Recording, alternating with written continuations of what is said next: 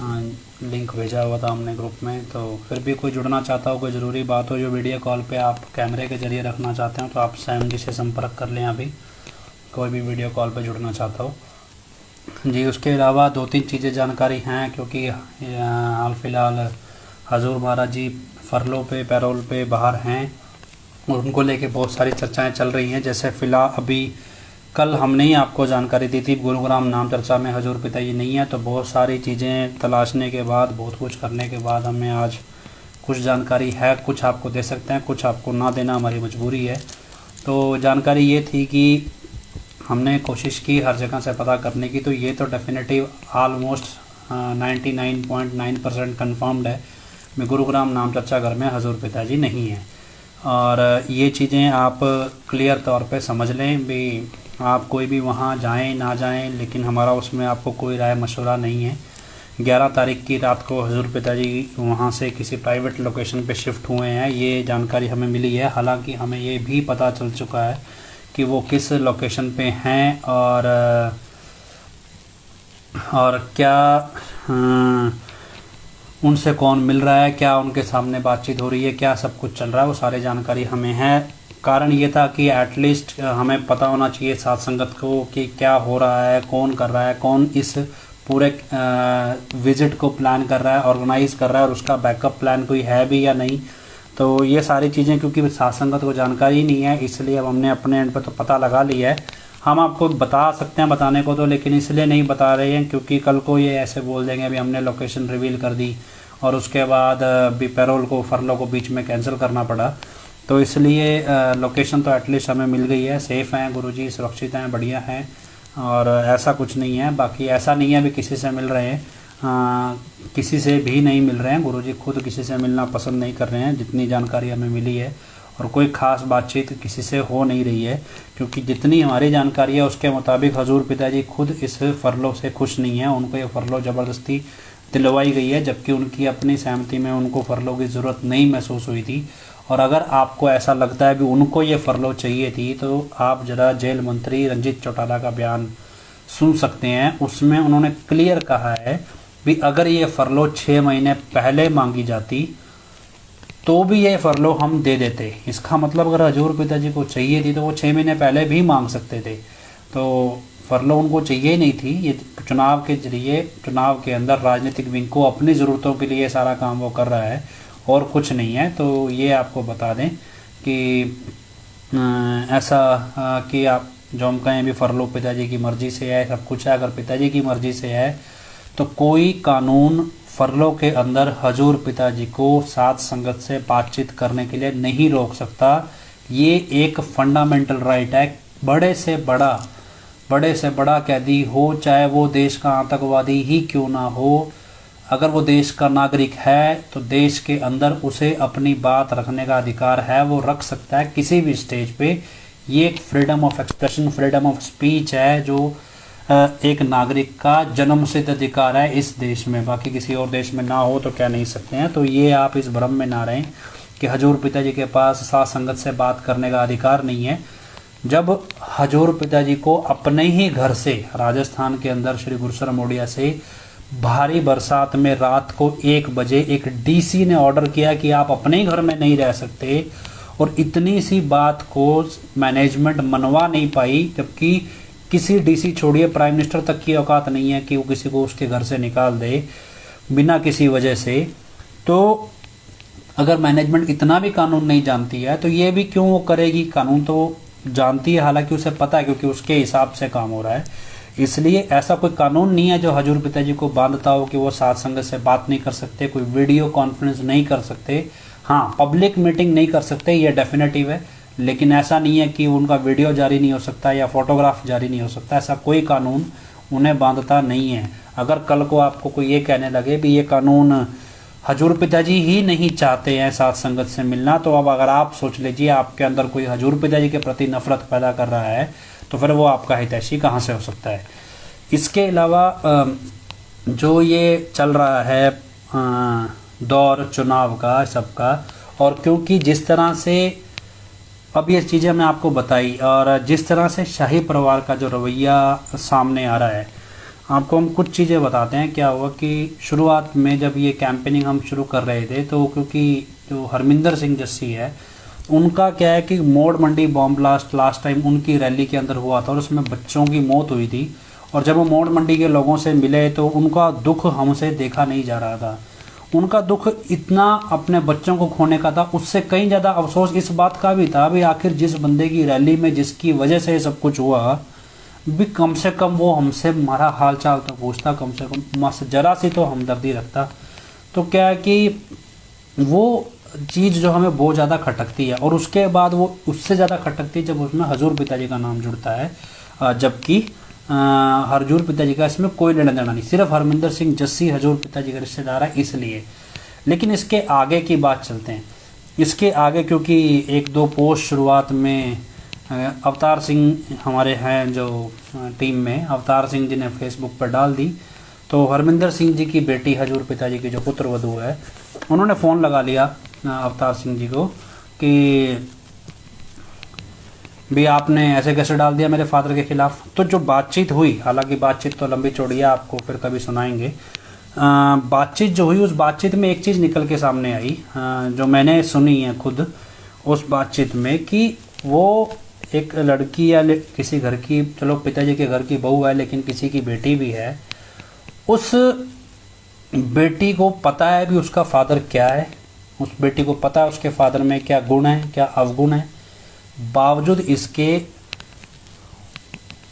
सिर्फ दो पोस्ट डाली थी, बावजूद इसके उन्होंने सीधा बिना किसी को बीच में लाए डायरेक्ट फ़ोन करके जिसने पोस्ट डाला उसको फ़ोन करके पूछ लिया भी आखिर मेरे फादर ने तुम्हारा बिगाड़ा क्या है, तुम ये सब क्यों कर रहे हो।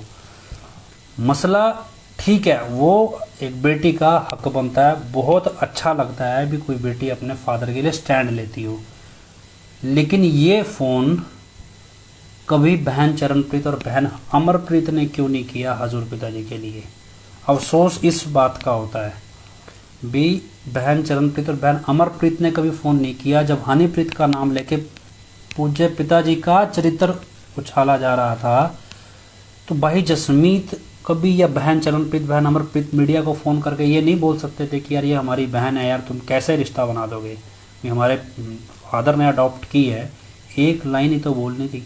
अफसोस इस बात का था कि वो उस बेटी को तो पता है भी उसके फादर में क्या कमी है, तुम्हें तो पता है तुम्हारे फादर में कमी ही नहीं है, उनके फादर में कमी हो तो भी वो अपने फादर के लिए बिना सोचे समझे, ये नहीं देखा कि सामने वाला आदमी उससे कितना छोटा है, कोई औकात नहीं रखता है, बावजूद इसके सीधा फ़ोन लगा लिया। लेकिन तुम्हें तो पता तुम्हारे फादर की औकात क्या है, वो तो इतना पवित्र इतना ऊंचा है, कभी एक फ़ोन लगा के बोला नहीं गया। हद तब हो गई जब भाई जसमीत ने बोलना शुरू कर दिया इस सब से अब के लिए। तो आज जो रिएक्शन, क्योंकि हमने जो पोस्ट डाली भी ठीक है, तो आज जब रिएक्शन आया तो बहुत सारे लोगों ने हमें कॉल किया, बहुत सारे लोगों ने मैसेज किया और बहुत सारे लोग रोने लगे फ़ोन पे पिछले 24 घंटे में, कल के लाइव के बाद से, क्योंकि हमें भी नहीं पता था पिताजी कहाँ हैं, तो हम भी ढूंढ रहे थे। तो अब तो फ़िलहाल चलो पता लग गया है। अब सारे जब मैसेज कर रहे थे भी क्या करें क्या ना करें, तो उसमें सबसे ज़्यादा गुस्सा, सबसे ज़्यादा आक्रोश या सबसे ज़्यादा जो बद्दुआ लोग दे रहे थे वो सिर्फ और सिर्फ भाई जसमीत को दे रहे थे। बोले यार ऐसी औलाद तो किसी की ना हो। भी अभी हमने 2 मिनट पहले सत्संग सुना हजूर पिताजी का, हाँ इत्तेफाक से वो सत्संग वैसे ही था। उसमें पिताजी बोलते हैं भी जिस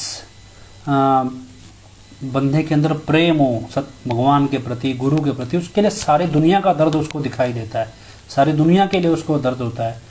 तो क्या इतनी बड़ी तादाद में संगत है जो एक झलक के लिए हजूर पिताजी की तरस रही है। मान भी लीजिए बहुत सारे प्रोटोकॉल होंगे जो हजूर पिताजी की तस्वीर या झलक दिखाने के लिए बांधते होंगे शाही परिवार को, सबको, लेकिन क्या शाही परिवार सिर्फ इतना भी नहीं सामने आके बोल सकता भी ठीक है जी हम जिम्मेदारी से कहते हैं कि हाँ पिताजी सेफ हैं, सुरक्षित हैं और आप परेशान ना हो, हम उनकी सेवा में तैनात हैं। अगर अभी आप किसी फंक्शन में उनको चीफ गेस्ट बुला लीजिए, अभी किसी ऑनलाइन कॉन्फ्रेंस में बुला लीजिए, क्या है वहाँ उनको माइक लेके भाषण देना आता है, लेकिन जब हजूर पिताजी के बारे में बात करनी हो कोई बात नहीं आती। अभी एलुमनाई मीट होती है बॉयज़ कॉलेज की, वहाँ पे भाषण दे देते हैं।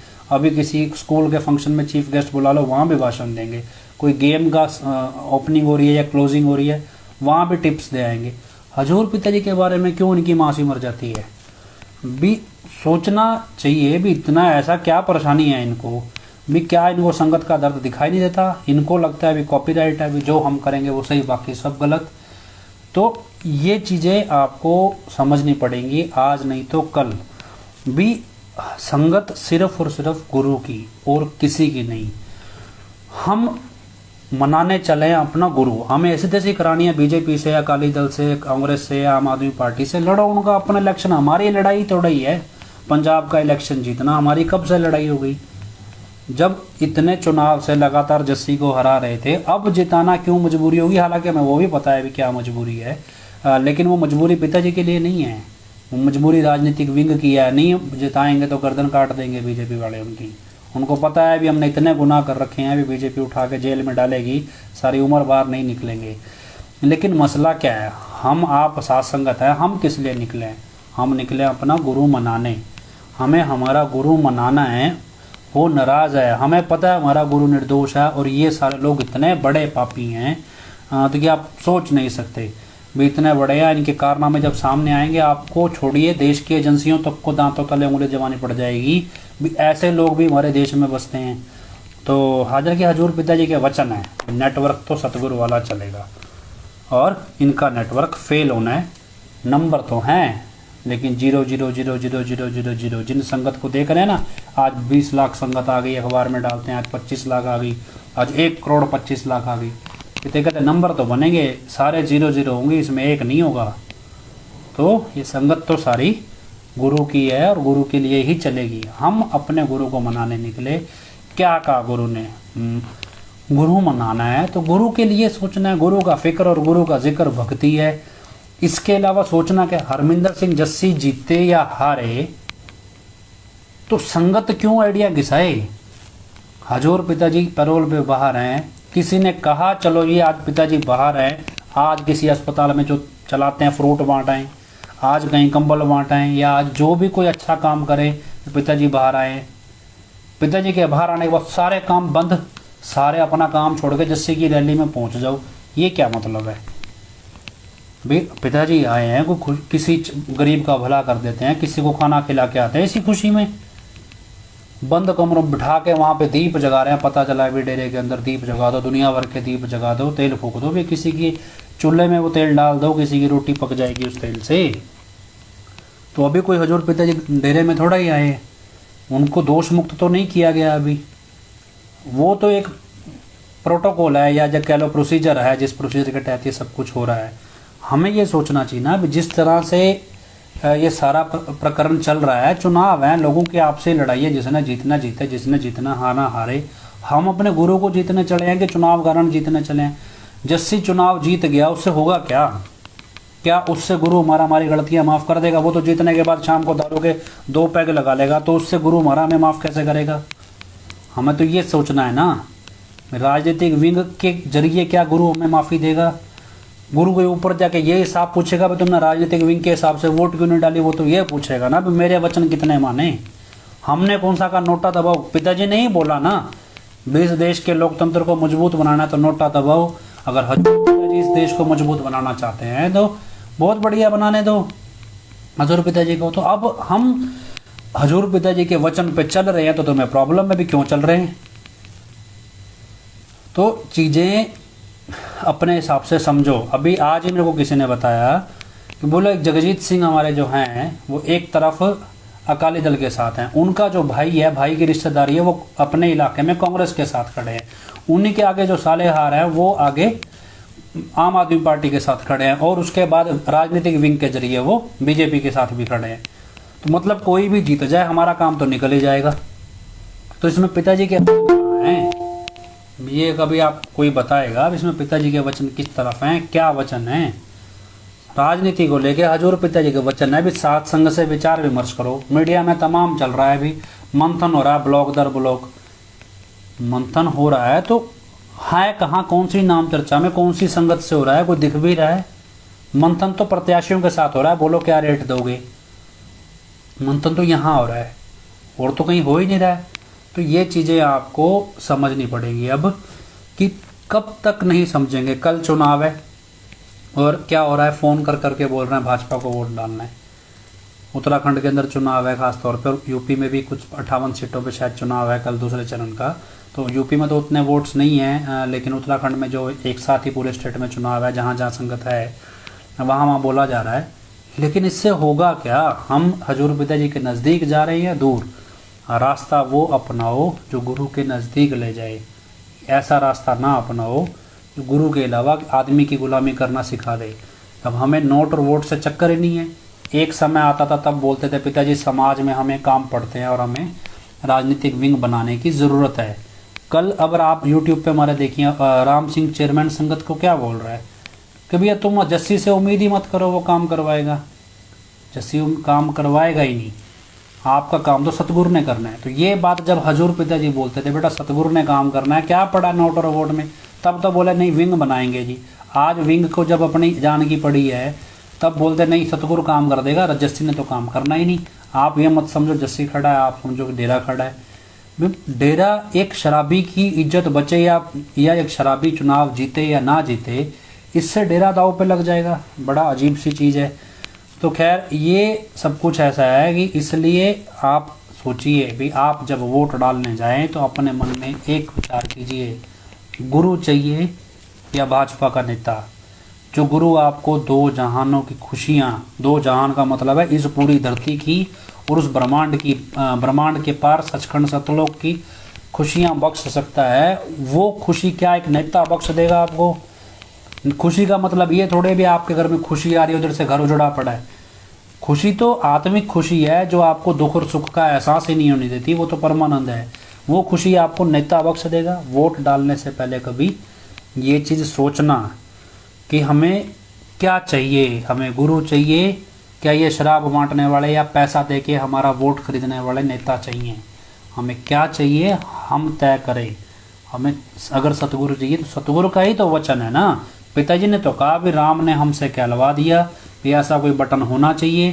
किसी भले मनुष्य के मन में ये बात आई, उन्होंने ये बात सुप्रीम कोर्ट में लगाई और वहाँ से ये बात पास हुई और अब ये बटन लग के आ गया। तो बोला ये बटन इतना खतरनाक है कि सबको सुधार देगा, नेता सेवा करने लग जाएंगे। जब इतना सब कुछ हो जाएगा तो फिर इस बटन दबाने में हर्ज क्या है। जब सतगुरु राजी है इस बटन में तो फिर प्रॉब्लम किसको है। प्रॉब्लम उसको है जो ये चाहते नहीं कि सतगुरु को साध संगत रिझा पाए। गुरु मनाना है, गुरु मनाने निकले, ऐसे तैसे करा के इलेक्शन, ऐसे तैसे कराए नोट, ऐसे तैसे कराए वोट। गुरु का वचन था भैया हम चाहिए नहीं कोई। जब हमें नहीं चाहिए लेकिन कोर्ट ने या कह लीजिए इलेक्शन कमीशन ने हमारे को अधिकार दे रखा है भी आप वोट डाल सकते हो, हमें कोई नहीं चाहिए, हमने नोटा दबा दिया। यही हजूर पिताजी बोल रहे हैं। आप ये सोच के क्यों दबा रहे हैं कि हम किसी को निकाल रहे हैं। आप ये सोच के क्यों नहीं दबाते भी ये हजूर पिताजी का वचन है। अभी 2 दिन की बात है, 17 तारीख 18 तारीख आने दो, शोर मचाना शुरू हो जाएगा। पिताजी सत्संग करेंगे, आप बस भाजपा को वोट डाल दो, सत्संग करेंगे आप जस्सी को डाल दो, बस हमारी सरकार से बात हो गई है। या हो ना हो कोई पुराना वीडियो तरीके से 100 मीटर दूर से कोई फोटो खींच लेंगे, 200 मीटर दूर से, 100 मीटर दूर से चलते दिखा देंगे, लो जी हो गया काम। तो ये तमाम चीज़ें आपको कब तक नहीं समझ आएंगी, आज नहीं तो कल आपको समझनी पड़ेंगी। नहीं समझेंगे, गुरु से आप दूर हो रहे हैं। जो समझ रहे हैं वो मान रहे हैं तो उनको महसूस तक हो रहा है। आखिरी 2 मिनट की बात है, फिर हम 6 मिनट में चलेंगे। अब आखिरी चीज़, बहुत से लोग पूछते हैं फ़ोन कर करके पिताजी सिरसा आएंगे, पिताजी गुरुसर आएंगे या नहीं आएंगे। तो खैर एक उदाहरण देते हैं। बहुत आप सोचते हैं भी हम पे भरोसा करना चाहिए या नहीं करना चाहिए।